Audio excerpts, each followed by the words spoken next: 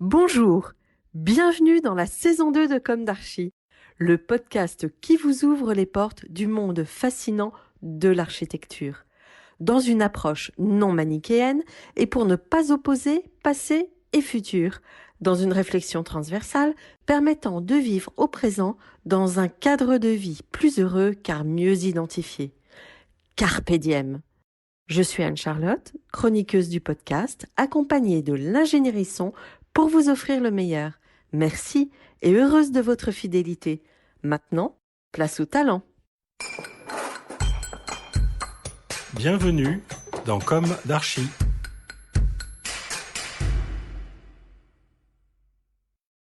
Chers auditeurs, ravis de vous retrouver aujourd'hui en compagnie d'Hervé Audibert.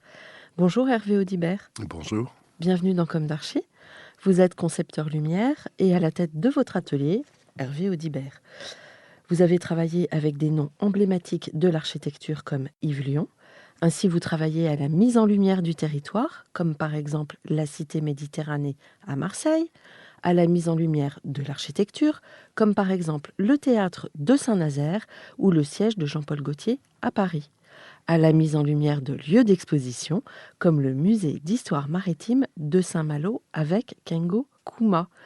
La Cité de la Danse aussi. Oui, la Cité de la Danse à Pantin. Et vous travaillez l'échelle de l'objet avec le design de luminaires. Vous avez forgé votre expérience durant des décennies dans l'éclairage de spectacle. Une première approche sensible et précise qui est devenue votre signature. Un éclairage ciblé valorisant l'action et la mise en scène de la pièce. Je cite. Cette empreinte théâtrale ne vous a plus quitté et lorsque vous avez créé l'atelier en 2012, vous avez tenu à conserver cette mise en lumière non invasive. Vous allez nous expliquer tout cela, mais commençons par le début. Quel est votre parcours, votre jeunesse? Où s'est ancrée votre envie de lumière? Quelles ont été vos études? Eh bien, j'ai commencé à faire... je me suis approché de la lumière à travers l'espace théâtral. J'ai fait dans les années 70 une école à Strasbourg qui s'appelle l'École supérieure d'art dramatique de Strasbourg et qui à l'époque formait des comédiens, des régisseurs et des scénographes, qu'on appelait décorateurs d'ailleurs à l'époque. Donc j'ai entamé mes études dans ce domaine-là. Mais vous Et étiez dans quelle catégorie? moi j'étais régisseur. Régisseur. Oui, ça veut dire le régisseur à l'époque était défini comme étant la pantoufle de l'acteur. Ce D'accord. qui me dérangeait un peu comme image quand même. C'était Louis Jouvet qui disait ça. Et voilà, donc dans le cadre, l'école était couplée à un théâtre, ce qui était unique en France. Mais ça veut dire qu'on pouvait descendre sur le plateau Oui. tous les jours et aller explorer, voir la conception et la fabrication des spectacles qui se passaient dans la grande salle. Et nous, on était dans nos bureaux à l'étage et voilà. Donc, on était... Enfin, moi, je traînais tout le temps sur le plateau. J'étais fasciné, passionné par tout ça. Alors, qu'est-ce qui a déclenché cette envie de faire ce type d'études? Alors, c'est vraiment... c'est tout à fait par hasard. C'est-à-dire que j'ai commencé à faire des études de médecine à Strasbourg. Oui. Qui m'ont rapidement ennuyé parce que c'était pas du tout ce qui m'intéressait. Et j'ai commencé à faire du théâtre au théâtre universitaire Oui. de Strasbourg, le TUS. Oui. Et là, j'ai rencontré quelqu'un qui m'a parlé de cette école que je ne connaissais pas. Alors que j'étais natif de Strasbourg, je ne connaissais pas l'existence de cette école. Voilà, et je me suis présenté au concours et j'ai été reçu. Bon. Et pourquoi n'avez-vous pas pris la voie de la comédie, en fait? Je me sentais pas du tout une âme d'acteur. Ouais. Ah oui, non, non. Ouais. Non, ce sont vraiment des métiers très particuliers. Et la lumière, moi, je mets les autres en lumière, mais je me mets pas moi-même en lumière. Ouais. Mais alors, quand on fait des études de régisseur, comment on en vient à la lumière? Alors, comme je vous le disais, je me promenais beaucoup sur le plateau, sur scène.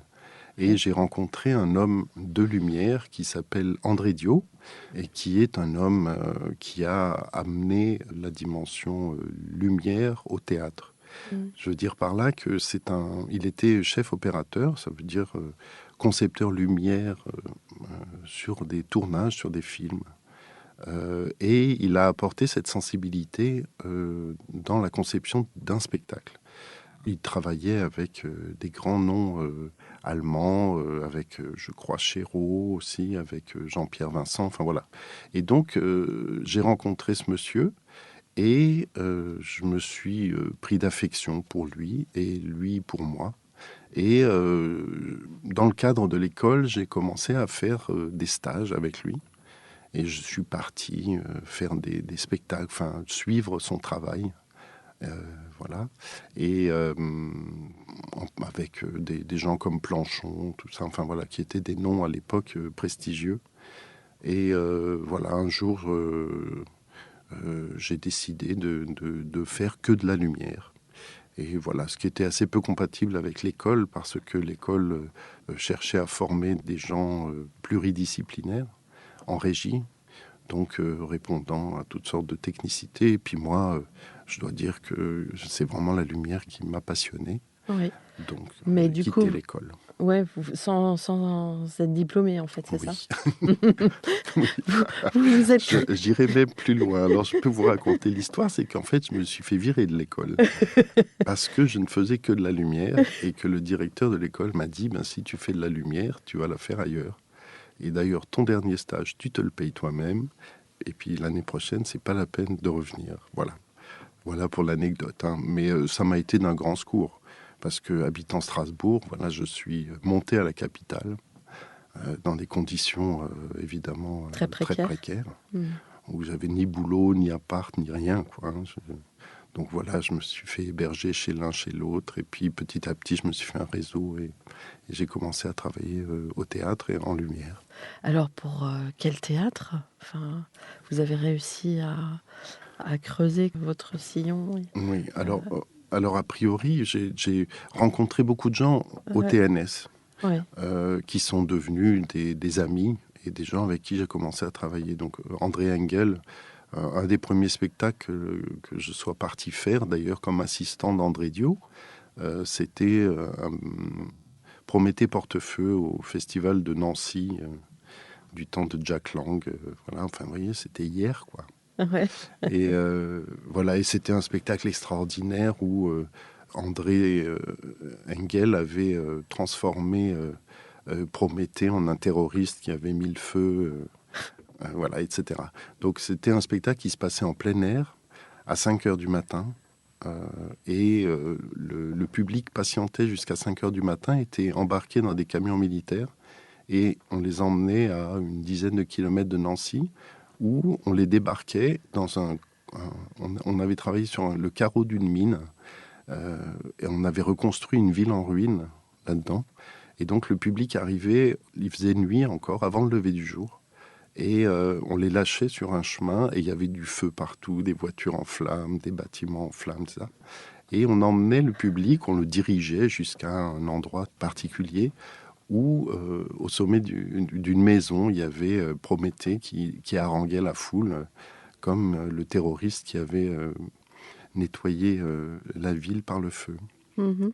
Voilà, et ça se passait, oui, à 5 heures du matin, puis arrivait un hélicoptère qui était le préfet de région et qui était Hermès, et qui éteignait le feu d'une apposition d'une main. Et puis voilà, il y avait évidemment différentes choses qui se passaient. Et puis, à un moment donné, il y avait même un aigle qui se jetait sur Prométhée, qui lui dévorait le foie. Il y avait eu tout un dressage de l'aigle, etc. C'était très, très difficile de le faire Ouais. s'envoler vers lui. Mhm. Voilà. Et puis, hop, Prométhée était maîtrisé. La police venait lui mettre les menottes et la voiture de police s'en allait. Et on disait aux spectateurs, ben c'est fini, circuler, il n'y a rien à voir.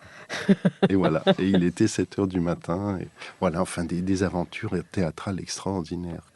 Alors justement, lors de ces aventures théâtrales, comment la lumière immatérielle rencontre l'espace et toute son organisation, le mur, l'arbre, enfin, Hmm. Alors, Moi, en tout cas, j'ai eu une approche de la lumière qui s'est faite. J'ai beaucoup travaillé avec des scénographes qui étaient des peintres. Oui. Ça veut dire qu'ils passaient eux-mêmes des 2 dimensions de la toile aux 3 dimensions du plateau. Donc il n'était pas question, dans une toile de peinture en 3 dimensions, de faire naître par la lumière un élément qui n'avait rien à faire là. Mm. Donc la lumière avait nécessairement un sens. Et c'est avec cette préoccupation majeure que moi j'ai appris à faire de la lumière. Donc quand on démarrait les spectacles, moi j'appartenais à ce qu'on appelait le collectif artistique, qui était constitué d'un metteur en scène, d'un scénographe, d'une personne qui fait les costumes et de quelqu'un pour la lumière. Et on travaillait tous ensemble tout le long des répétitions, qui à l'époque duraient entre 2 et 3 mois. Ça veut dire qu'on avait vraiment le temps de s'immerger complètement dans le texte.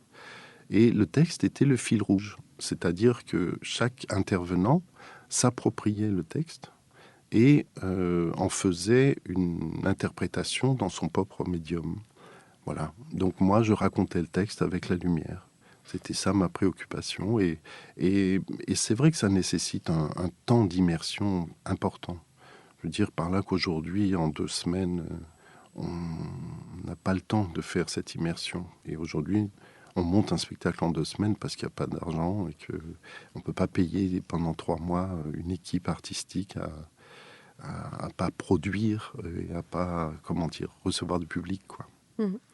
Donc finalement, avec la lumière, vous aviez pour rôle d'accompagner l'imaginaire. Oui, oui, oui. Et puis on était de vrais compagnons de jeu.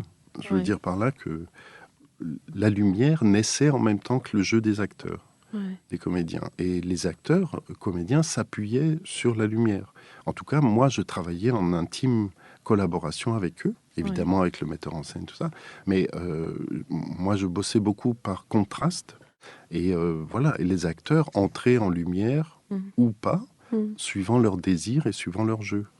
Et voilà, on était à ce moment-là vraiment des compagnons de jeu. On devenait des compagnons de jeu, oui. Mm. Alors, qu'est-ce qui vous a fait entrer dans cette voie de travail avec les architectes et de confronter finalement l'immatériel avec l'hypermatériel? Oui. Pour des questions financières ou... Enfin, vous avez anticipé sur justement la mutation des pratiques parce que... Oui. Alors Ouais. j'ai été bien heureux parce qu'effectivement, j'ai quitté moi l'univers théâtral, enfin partiellement. Je veux dire par là que je continue de faire de la lumière de spectacle, hein. C'est vraiment une source de réflexion indispensable à ma pratique aujourd'hui. Oui. Mais à l'époque, j'ai quitté cet univers parce que je produisais beaucoup, beaucoup. Ça veut dire que j'ai beaucoup travaillé aussi à l'opéra. Donc à l'opéra, on a une autre façon de travailler qu'au théâtre. On avait, aujourd'hui, je ne sais pas comment ça se passe, mais l'équipe artistique est invitée par un directeur de théâtre à monter telle ou telle œuvre musicale. Et donc on produit à toute vitesse. Oui. Et on se promène de partout à travers le monde. Voilà, et je commençais à être très fatigué de ça. C'est-à-dire que quand on fait la lumière au théâtre ou à l'opéra, on commence le matin à 8 heures sur le plateau et on finit à minuit à la fin des répétitions. Mm. Ouais, évidemment, on ne va pas se coucher tout de suite à minuit, on va manger avec les autres, on se couche très tard et hop, à 7 heures, on est debout et on repart au boulot, quoi. Voilà, moi je faisais un spectacle à peu près toutes les 3 semaines. Un spectacle différent, enfin dans les années fastes, parce qu'évidemment il y avait des aléas. Mais dans les années fastes, je faisais une quinzaine de spectacles par an. Oui. Voilà, et j'enchaînais les choses. Alors, d'une part, j'avais plus le temps d'inventer, Oui. et j'avais l'horrible sensation de reproduire des choses que je savais faire, qui n'avaient plus d'intérêt pour moi.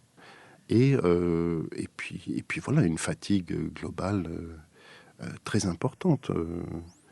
Voilà. Et puis les villes dans lesquelles je travaillais, je n'en connaissais que le trajet entre l'hôtel et le théâtre, et a priori de nuit, parce que voilà. Enfin, c'est une vie d'une abstraction terrible. avec toutes sortes de difficultés au quotidien.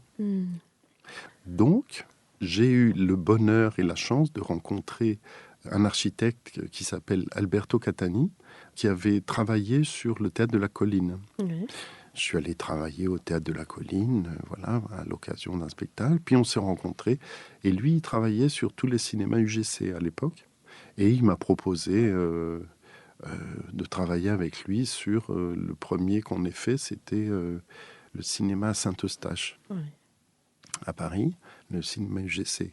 Et voilà. Mais à l'époque, évidemment, je continuais à faire que du spectacle. Et petit à petit, ça m'a séduit. Ne serait-ce que la sédentarité Oui. était une chose à laquelle... Oui, de retrouver un équilibre de vie. Oui, oui, absolument. Et la mise en lumière d'un cinéma, comment ça se passe? Vous pouvez nous révéler des petites choses? Oui. Alors, moi, je m'appuie... Enfin, quand je travaille en architecture, je m'appuie beaucoup sur l'architecture elle-même, évidemment, et donc sur la complicité avec l'architecte dans la mesure du possible. Alberto Catani était quelqu'un qui fréquentait beaucoup les théâtres, etc. Donc, on avait une espèce de complicité comme ça sur le fond. Et donc, moi, je voulais mettre en scène les spectateurs. Avec un écran, évidemment, qui est l'objet comment dire, qui apporte, qui amène les spectateurs là. Et je voulais que la salle dans laquelle on les reçoit soit un écrin pour eux. Voilà. Donc, je mettais en valeur l'espace en essayant d'abstraire les contours. Ça veut dire que avec des histoires de contre-jour, etc. Et on arrivait comme ça à donner une identité spécifique à chaque salle. Des lumières froides, des lumières chaudes. Beaucoup de lumière chaude. Moi, la lumière froide en intérieur, c'est une lumière que j'utilise avec parcimonie parce que j'ai envie de chaleur et et c'est d'ailleurs une lumière que j'exporte à l'extérieur aussi. Et aujourd'hui, d'ailleurs, de plus en plus, les normes vont vers ça. Oui. Ouais. Parce qu'on a des meilleures qualités de rendu de couleur, par exemple. Ouais. Et puis, on a aussi une chaleur que j'appelle domestique dans l'espace urbain qui me semble indispensable. Alors, on va revenir à vos projets, mais je vais vous poser la question récurrente de Comme d'Archi, qui est: est-ce qu'aujourd'hui, vous avez le sentiment d'avoir accompli ce que vous imaginiez à la sortie de l'école? Alors, comme je vous l'ai dit, la sortie de l'école, elle a été un peu... Oui, mais brutale, on va dire. un peu brutale, donc je n'imaginais pas grand-chose à l'époque. Et aujourd'hui, comment dire, j'aime beaucoup le trajet que j'ai fait parce que il a été, comment dire, dicté par un plaisir immense de réaliser les choses. D'abord, de faire la connaissance, découvrir la lumière, qui est un objet que moi je manipule avec beaucoup de plaisir. Et puis voilà, après mon trajet, ma foi, j'aime beaucoup les projets sur lesquels je travaille, j'aime beaucoup de projets sur lesquels j'ai travaillé. Voilà, oui, globalement... Vous êtes passionné. Oui. Ouais. Oui, et puis... oui, j'aime ça. Et j'essaye J'interviens pas mal dans une école d'archi et de design à Grenoble. Et je leur parle comme ça de la lumière. Et d'ailleurs, il y a beaucoup de gens qui viennent faire des stages chez moi à l'issue de ça. Enfin voilà, bref, la lumière, c'est quand même un révélateur. Bon, on va reparler de cette symbolique forte. Mais pouvez-vous nous raconter maintenant l'histoire de vos projets liés à l'architecture? Alors l'histoire, oui, alors évidemment, c'est-à-dire que moi j'ai une façon d'aborder le projet qui est toujours liée à cette empreinte théâtrale. Ça veut dire que d'abord, ça se passe de manière collective, collégiale, c'est-à-dire que j'essaye de répondre à la demande ou à l'attente de l'architecte en portant une dimension supplémentaire à son œuvre. C'est-à-dire que la lumière sert à révéler un espace qu'on ne connaît peut-être pas dans la lumière diurne. ça veut dire solaire. Voilà, on peut apporter une identité différente à l'architecture en fonction de la perception qu'on en a de jour et de nuit. Et moi, cette histoire-là me plaît beaucoup. Ça veut dire qu'on va chercher du sens dans les recoins, et cette chose-là apporte une dimension que seule la lumière peut apporter. Voilà, après, donc, on a, par exemple, quand on a travaillé sur le Centre national de la danse, c'était il y a quelque temps, avec Claire Guiès et Antoinette Robin, ils m'ont demandé de faire la lumière de la façade. Et moi, plagier la lumière du soleil, ça ne m'intéresse pas. Enfin, je ne sais pas ce que je peux apporter, quoi. Donc, je me suis appuyé sur des perceptions et des travaux théâtraux que j'avais eu l'occasion de faire. Et j'ai tout révélé en contre-jour. Ça veut dire que j'ai éclairé l'intérieur du bâtiment, qui en plus mettait en valeur les façades de Calice, qui sont des masques de béton très bien dessinés. Et donc, on a révélé l'intérieur du bâtiment à l'aide de couleurs. La fable que je m'étais racontée, moi, c'était qu'il y avait une culture de danseurs qui venaient alimenter ce bâtiment toute la journée. Et j'avais envie que la nuit, on sente cette pluralité culturelle. Donc, chacun des studios visibles de l'extérieur était éclairé évidemment d'une lumière fonctionnelle dans la journée. Et quand les gens quittaient le studio, en éteignant la lumière, ça allumait une couleur. Et plus le bâtiment se vidait, plus il se colorait. Voilà. Et donc la perception qu'on en avait la nuit, c'était un patchwork de couleurs qui révélait l'architecture, mais par l'intérieur. Voilà. Et ça, c'est effectivement une façon de réfléchir à la lumière qui, je crois, m'est particulière à travers la culture que j'ai de la lumière, quoi. Alors j'imagine que intervenir à l'échelle du territoire ou de l'architecture ou de l'architecture intérieure et de l'objet, ça se complète, mais ce sont des approches différentes. Oui. Ouais. Oui, bien sûr. Mais par exemple, quand j'ai fait, avec Yves Lyon, on a fait la ville du Havre, sur la place de l'hôtel de ville, j'ai mis en valeur ce qu'on voit et pas l'endroit où on marche. Et voilà. Et donc là, on retrouve l'idée théâtrale, ça veut dire le spectateur dans le noir et le plateau illuminé. Voilà. Et ça donne un relief et une perception très particulière aux espaces qu'on traverse. Donc voilà. Par exemple, sur l'extérieur, quand j'ai fait Marseille avec Yves Lyon encore, on a fait tout le front de mer à Marseille. Et le J1, par exemple, c'est ce qui dessert le Mucem. Enfin, voilà, une grande esplanade. Et là, mon travail était de mettre en lumière cet espace. Et je l'ai éclairé en travaillant sur les profondeurs de champ. Ça veut dire qu'on a une façon d'éclairer qui est séquencée, de manière à créer du relief et des événements lumineux qui donnent une profondeur dans le regard. Donc il y a des zones d'ombre et des zones de lumière avec lesquelles les gamins aujourd'hui adorent jouer. Quand je vais à Marseille, je regarde ça avec plaisir et les gamins, avec leur petit vélo, passent de la lumière à l'ombre et jouent avec ça. Voilà. Et donc ce jeu-là, qu'ont les enfants, eh bien, le regard de l'adulte peut l'avoir dans la perception de l'espace. Mhm.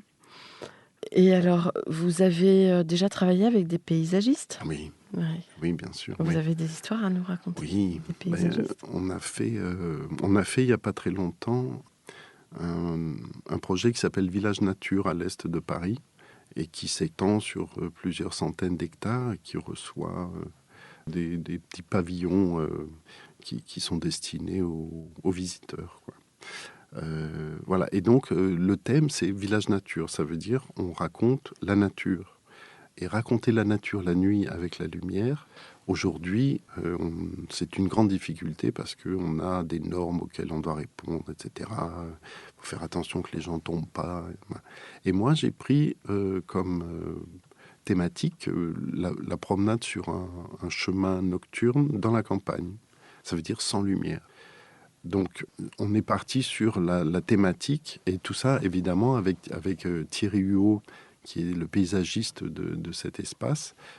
Donc, en complicité avec lui, on a imaginé des événements lumineux distants les uns des autres, d'une 50aine de mètres, mais entre lesquels il fait noir, complètement noir. Ça veut dire que on perçoit le cheminement, mais on le perçoit. Et on a besoin de l'obscurité pour le percevoir, etc. Donc voilà, et j'ai une grande attention à la perception du noir. Ça veut dire que on a dessiné pour ça des objets lumineux parce que effectivement on travaille beaucoup comme ça aussi, c'est-à-dire on dessine les objets lumineux, on a fait des roseaux, des pissenlits, etc., qui viennent jalonner l'espace, mais qui ne distillent pas de lumière ou très peu, qui sont des repères comme ça dans la nuit, et ce qui permet d'avoir une perception complète de la voûte céleste, du ciel, la nuit et des étoiles. Voilà. Donc là, après, on a tout un rapport qui me semble, moi, nécessaire d'aller revisiter un peu ces peurs enfantines ou pas d'ailleurs. Mais la peur du noir est une chose constitutive de l'être humain et je trouve que dans ce qu'on fait aujourd'hui en lumière, en tout cas dans les villes, on nie absolument cette dimension et je pense que l'imaginaire humain en souffre. Mais on revient quand même, avec les histoires de développement durable à quand même on remet certaines zones dans le noir, Oui, oui. hein? Oui, avec... Parce que ma maman, a connu, les espaces éclairés dans les villes et cetera, et en ce moment, elle me dit: «Mais oh là là, il fait noir, autrefois on éclairait, mais qu'est-ce qu'ils font? Qu'est-ce qu'ils font?»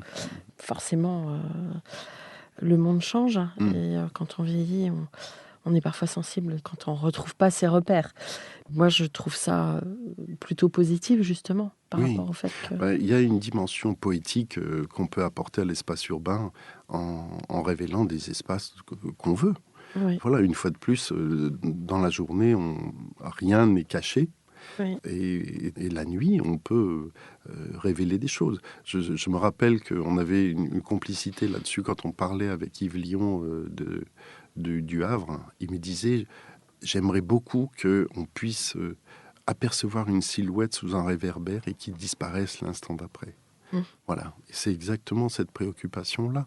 C'est-à-dire qu'on a un mystère, on peut se cacher, on n'est pas dans une espèce de lumière policière pour mettre à l'abri des craintes. De quoi d'ailleurs, on ne sait pas.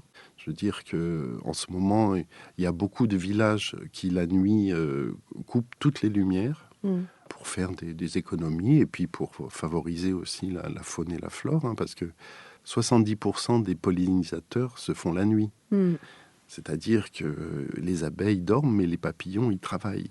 mmh, Et la lumière artificielle empêche les pollinisateurs de se promener, quoi. ouais, de faire leur travail. Donc les villages qui éteignent tout, ça plonge évidemment dans le noir, c'est un peu inquiétant. C'est formidable parce qu'on a le négatif des rues quand on lève la tête. On voit les rues dessinées sur le ciel avec les façades des immeubles noirs. Et je trouve ça extraordinaire. Enfin, moi, j'aime beaucoup ça. Et en termes de sécurité, il n'y a pas plus de cambriolage là que quand c'est éclairé. C'est-à-dire que les cambrioleurs ont besoin d'y voir aussi. Voilà, je Donc, pense que ce qu'il faut, c'est de toute façon apprendre à voir dans le noir, oui, finalement. oui, puis apprivoiser ça. Enfin, c'est Ouais, une dimension humaine, poétique très importante qu'on a complètement niée pendant des ouais. décennies. Mmh, En plus, avec une qualité de lumière dans les villes au sodium, qui sont ces lampes orange horribles, et qui dénaturent complètement la couleur. ouais, Enfin, voilà. mmh, Au théâtre, si vous voulez, on a des appareils qui produisent la lumière et un faisceau lumineux maîtrisé qui nous permettent de dessiner vraiment comme un pinceau de lumière. On dessine les choses. Et dans l'espace urbain, ces objets-là n'existaient pas. On y vient doucement.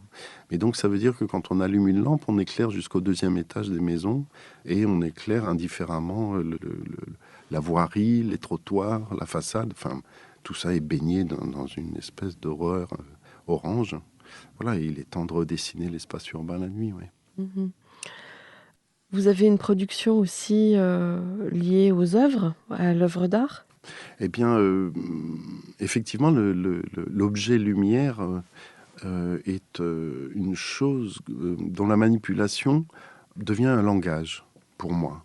Et ce langage, évidemment, peut avoir une expression propre.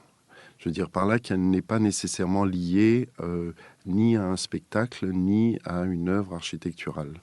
Elle peut avoir une expression propre et je développe des projets aujourd'hui. Je fais en ce moment un projet avec François Skeuten, qui est un grand dessinateur de bande dessinée, à Amiens. On est en train de réaliser une œuvre sur Jules Verne. C'est une chose que j'ai imaginée, conçue, qui est des projections de lumière sur un rideau d'eau qui est sur la place de la gare à Amiens, où on est en train, avec Rudy Bord, de travailler sur un mur lumineux qui va prendre vie au passage des trains. Et tout ça, c'est à travers le médium lumière, à travers le médium lumineux, et ça peut aussi se traduire par des objets. J'ai dessiné avec un ami, Laurent Bolini, un luminaire en hommage à Calder, qui est constitué de 2 branches motorisées qui bougent de manière aléatoire, comme si le vent les poussait. Voilà. Enfin voilà, on a toutes sortes d'expressions. Évidemment, tout ça passe par la lumière, mais n'est pas exclusif de la lumière. Et vous avez des fabricants de luminaires qui diffusent vos créations? Non, malheureusement, Non. si vous voulez, aujourd'hui, je suis... Enfin, c'est encore une autre branche de métier que Oui, j'ai pas encore réussi à explorer, c'est-à-dire que ça nécessite un temps monumental et oui, une implication, une partie commerciale qui est difficile à développer. oui. C'est-à-dire que nous, sur tous nos projets, on dessine des lampes, on a fait toutes sortes de luminaires, mais c'est un développement commercial qui est un métier à part entière, quoi. Ouais, vous êtes un créateur. Oui, mais ça devrait en faire partie, parce que, comme tous les créateurs, on a des périodes de disette, et si les choses pouvaient se passer un peu de manière plus linéaire, ce serait plus confortable. Bon, alors on va lancer un appel Oui, dans volontiers. Comme d'Archi. Si des compétences liées au développement d'objets lumière nous entendent, qu'elles se rapprochent d'Hervé Audibert. Bien Voilà. volontiers, oui. Mm. Alors vous intervenez aussi en muséographie. Oui. Comment ça se passe pour les musées? Alors en muséographie, oui, enfin, effectivement, j'ai l'habitude de dire qu'on intervient à toutes les échelles. Ça veut dire qu'on est dans l'espace urbain et on va jusqu'à faire les vitrines dans les musées. On a des miniaturisations d'appareils qui nous permettent de mettre en scène et en valeur les choses dans une vitrine. Et c'est de la petite échelle qu'on part pour concevoir l'espace global du musée. C'est-à-dire que c'est la vitrine qui est l'objet même du musée, enfin de certains musées. Là, on est en train de travailler sur le musée zoologique de Strasbourg avec une agence d'archives, Frix, qui sont vraiment des gens extrêmement intéressants, et Dux, qui s'occupe de la scénographie. Et Dux, on travaille sur les vitrines, mais dans un détail très grand. C'est-à-dire que c'est vrai que c'est l'objet vitrine qui devient constitutif de l'espace muséographique. Donc la mise en lumière, évidemment, est fondamentale dans cette préoccupation. Donc vous travaillez aussi, qui dit vitrine dit verre. Donc j'imagine qu'il y a des spécificités pour travailler avec le verre. Oui, oui, oui. Ouf, Pour, le verre est difficile. Le verre ouais. est froid, rigide et Ah, coupant. ouais. Et Et donc en lumière, on a du mal. C'est-à-dire qu'on a des reflets. Et les reflets sont les ennemis de la lumière. Parce que par définition, on les maîtrise très mal. Mais ça, on travaille beaucoup en amont avec les muséographes, parce qu'ils n'ont pas toujours la préoccupation ou même la connaissance, mais de se dire qu'une vitrine est un miroir, si on le place mal. Ça veut dire un miroir, on ne voit pas à travers. mmh, mmh. Donc on a beau éclairer l'intérieur, on n'arrive pas à mettre en valeur l'objet si la vitrine fait face à une fenêtre ou des choses comme Ouais, ça. c'est un peu comme le son, Mhm. ça fait écho et ça se Voilà, ouais, et ça se neutralise. Ouais, ouais, ouais, oui, tout à fait. ouais. Tout à l'heure, donc avant de prendre la parole, on parlait de vos projets emblématiques. Donc vous parliez tout à l'heure de la Cité de la danse. Oui, Il y en a d'autres. Vous avez envie d'exprimer quelque chose sur ces projets? oui, enfin, après, de manière emblématique, comme je vous l'ai expliqué, on a une façon d'aborder, comment dire, l'objet architectural ou paysager de manière particulière. Donc, j'ai pas de choses emblématiques. Mmh. J'ai une diversité de projets sur lesquels on a raconté des fables, où on sait raconter des fables. Par exemple, on a fait avec Jacques Ferrier euh, Grand Central, à côté de la gare Saint-Lazare, et on s'est attaché au thème de la gare Saint-Lazare. Enfin, plusieurs choses, mais le thème de la gare Saint-Lazare, c'est le thème de la lumière graphique qui reprend les rails. Mmh. Voilà. Donc on a raconté les rails dans tout le bâtiment, avec évidemment des interprétations diverses et variées. Et sur la façade, on a raconté les impressionnistes qui prenaient la gare Saint-Lazare pour filer vers la Normandie.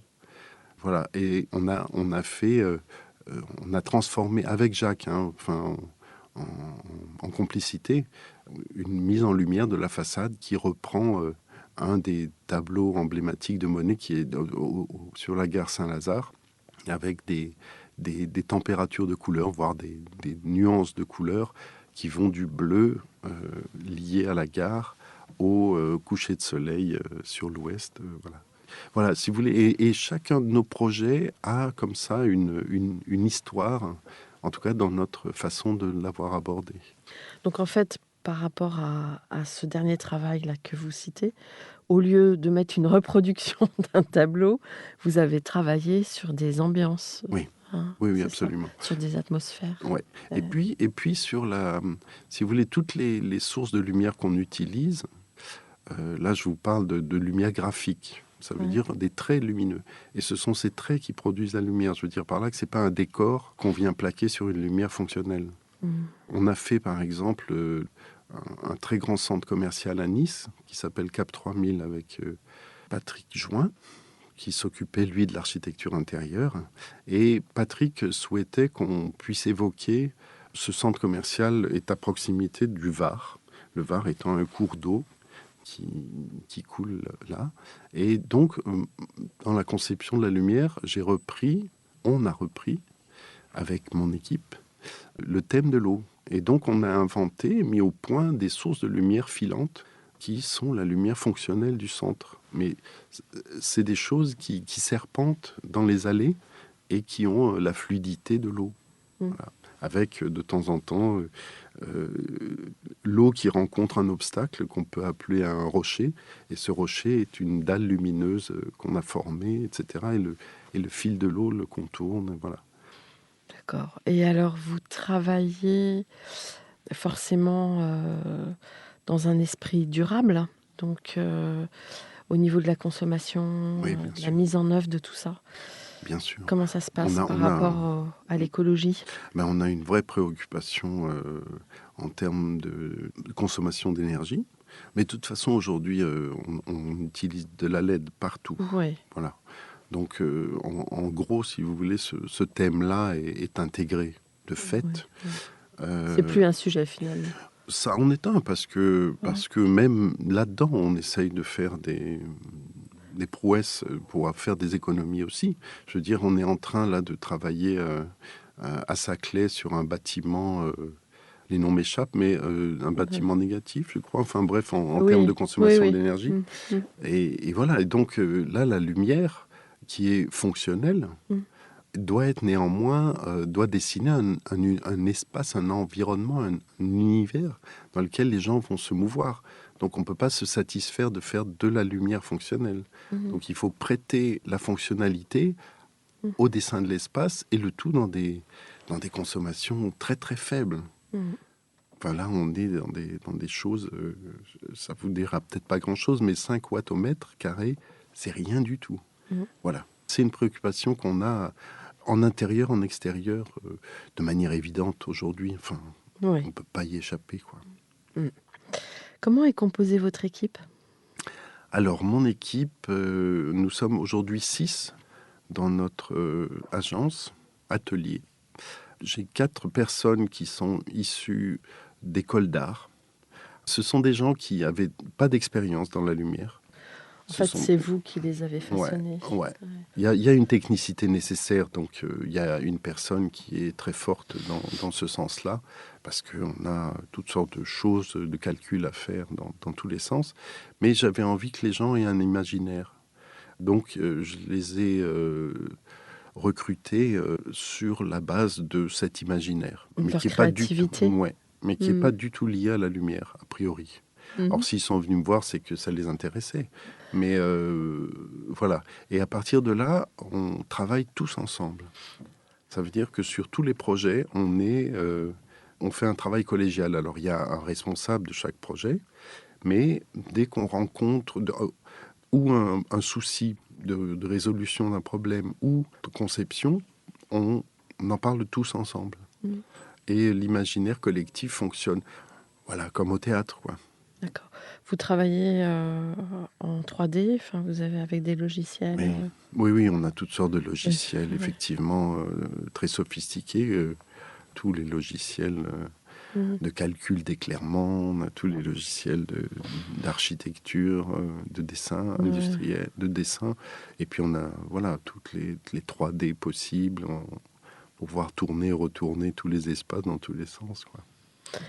Donc, quelque part, vous êtes un peu magicien et atypique. En fait, vous avez un profil très atypique. Vous vous êtes construit dans... Mais je crois qu'aujourd'hui, dans les gens qui font de la lumière, il me semble qu'il y a pas mal de gens issus de l'univers théâtral ou spectacle, en tout cas. Oui. C'est De... une bonne école, en fait. Oui, oui. Oui, mais oui, parce qu'on on manipule l'objet lumière au quotidien. Comme je vous disais, le matin, quand on est au théâtre, on travaille le matin sur la mise en place des effets lumineux qu'on va utiliser l'après-midi et le soir en répétition. Et s'ils ne sont pas satisfaisants, le lendemain matin, on les démonte, on en remonte d'autres, etc. Donc on manipule tout ça d'une manière extrêmement courante. Et ce qui fait que moi, aujourd'hui, quand j'imagine un espace que j'illumine, que je mets en lumière, eh bien, je sais exactement où mettre quelle source pour obtenir cette image. Voilà, j'ai pas du tout... je me pose aucune question.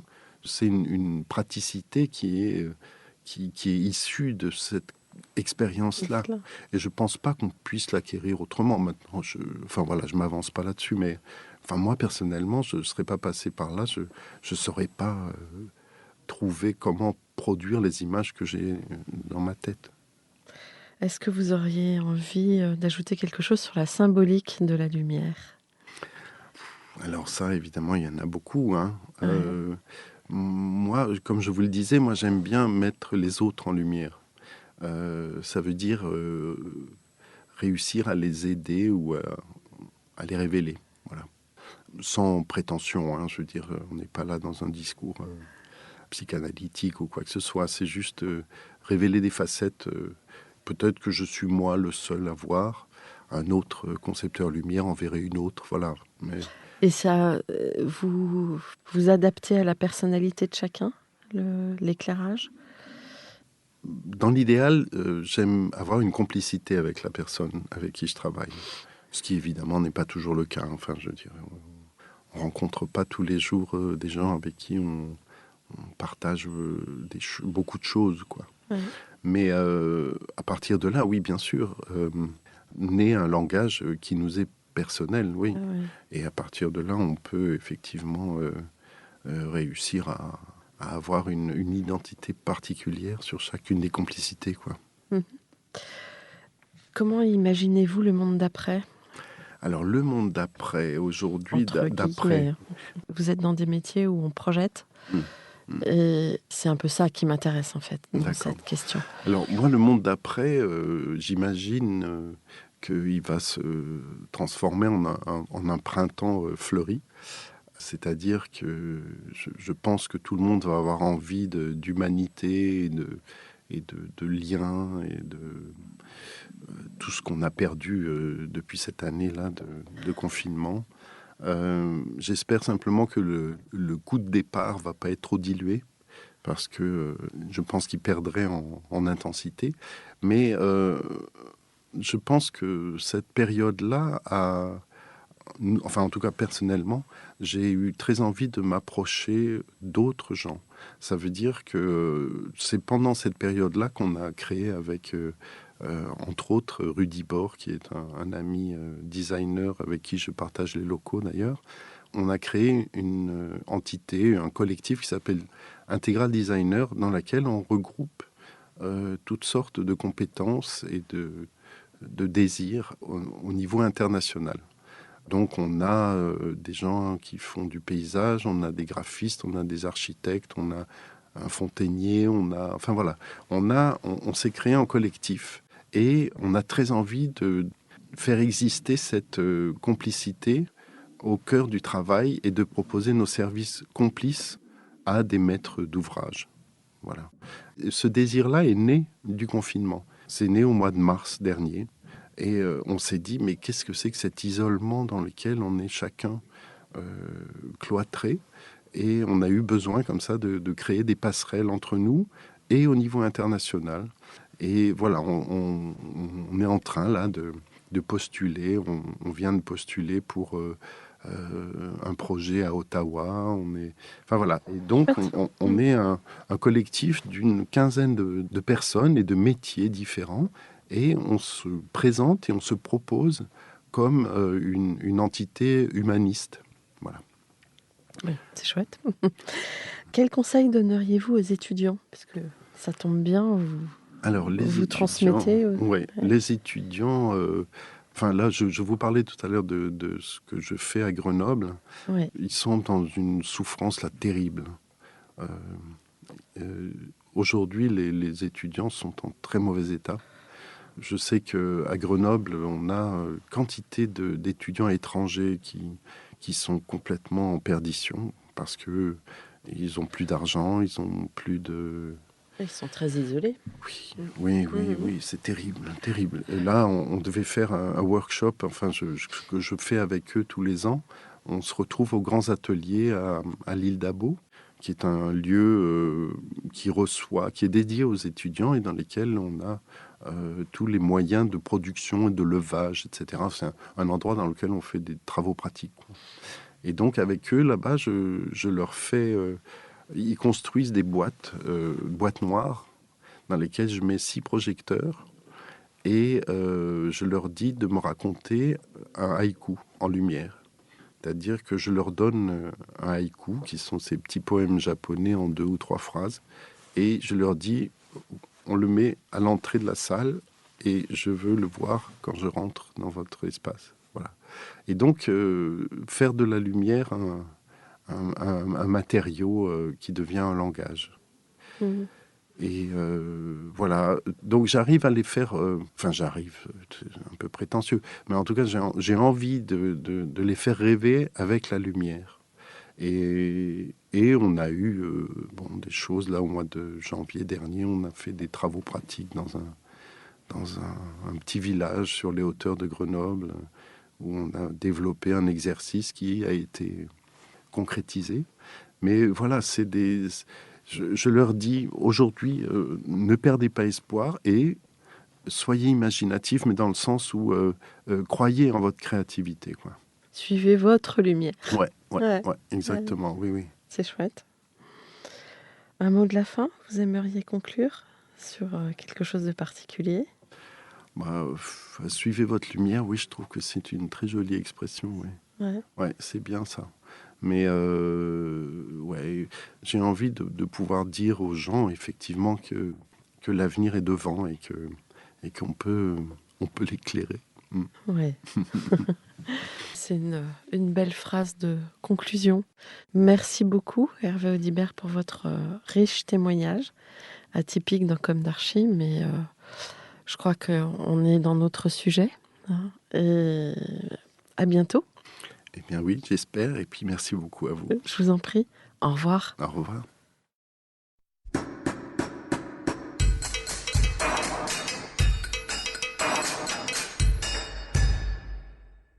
Chers auditeurs, merci pour votre écoute. N'oubliez pas de retrouver nos sujets en avant-première sur Instagram à l'adresse Comdarchi Podcast, COMDARCHI Podcast. Si vous aimez ce podcast, favorisez sa diffusion en lui donnant 5 étoiles sur Apple Podcast, plus un petit commentaire, ou sur votre plateforme de podcast favorite. Et surtout, abonnez-vous pour écouter tous nos épisodes gratuitement. À bientôt et d'ici là, prenez soin.